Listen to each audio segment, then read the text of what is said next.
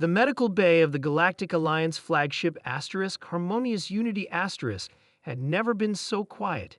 6 elite Varthian warriors, each standing over 7 feet tall with iridescent scales and renowned throughout the galaxy for their fearlessness, stood frozen in horror. Their wide, multifaceted eyes were fixed on the human medic, who was calmly preparing to treat his injured comrade.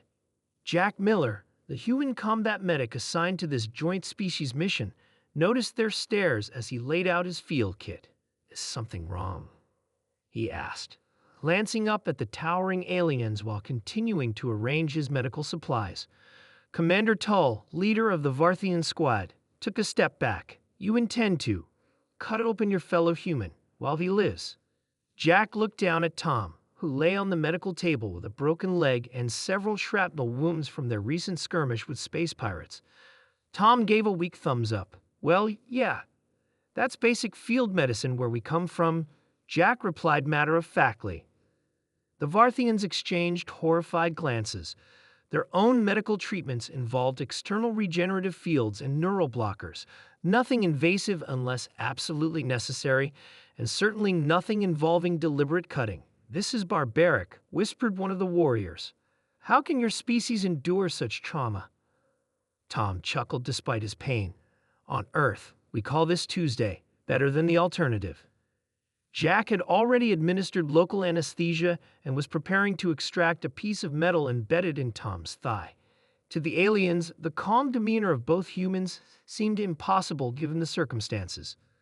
"You must understand," Jack explained as he worked, "humans evolved on a planet that tried to kill us every day. Our bodies had to develop incredible resilience. We heal from things that would be fatal to most species." The Varthians watched in stunned silence as Jack removed the shrapnel, cleaned the wound, and sutured it closed with practiced efficiency. When he moved to reset Tom's broken leg, even the battle-hardened Commander Tull had to look away. "The crack you hear," Jack said conversationally as he aligned the fractured bone, "is just the sound of the bones moving back into place. Tom will be walking again in about 6 weeks." "6 weeks?" exclaimed one of the younger warriors. "Our healers would require at least 3 months of regenerative therapy for such an injury." Tom grinned through gritted teeth. "That's because your pretty worlds don't teach you how to heal like those of us from the rough neighborhoods of the galaxy."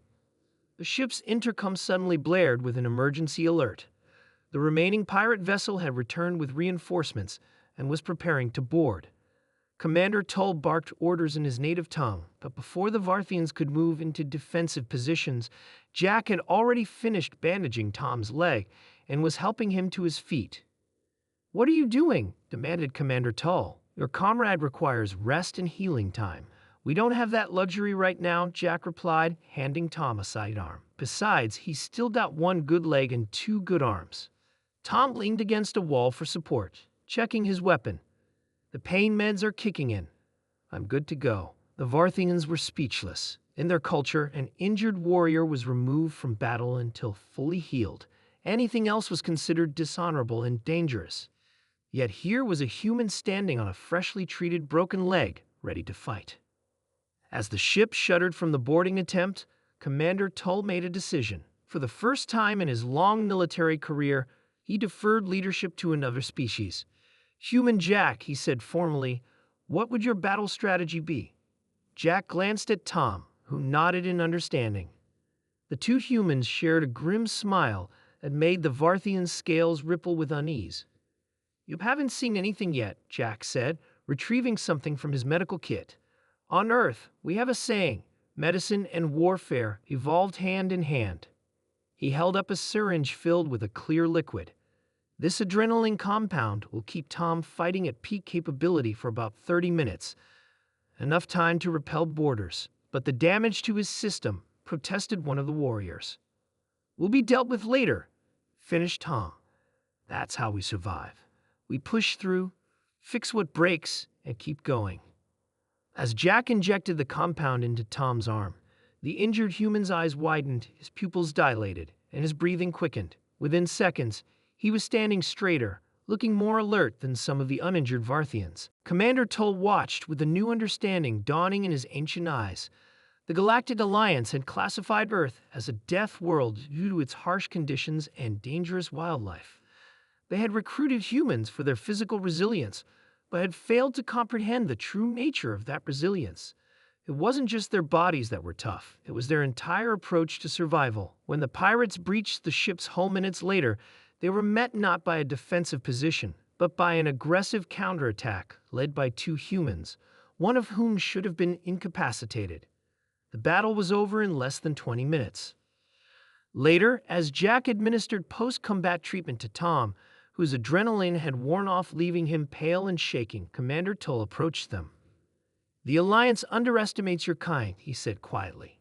"They see you as useful shock troops, but they do not understand." Jack looked up from where he was inserting an IV line into Tom's arm to replace lost fluids. "Understand what?" "That your medicine is as formidable as your warfare," replied the commander. "Perhaps more so.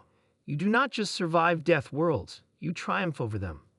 Tom managed a weak laugh. "Wait until you see what we can do with proper hospital facilities." Commander Tull's scales shifted to a color the humans had never seen before. "I believe I would rather not," he said, but there was new respect in his voice. "When we return to headquarters, I will recommend a reevaluation of human capabilities. And perhaps," he added with what passed for a smile among his kind, "a warning label on your medical kits."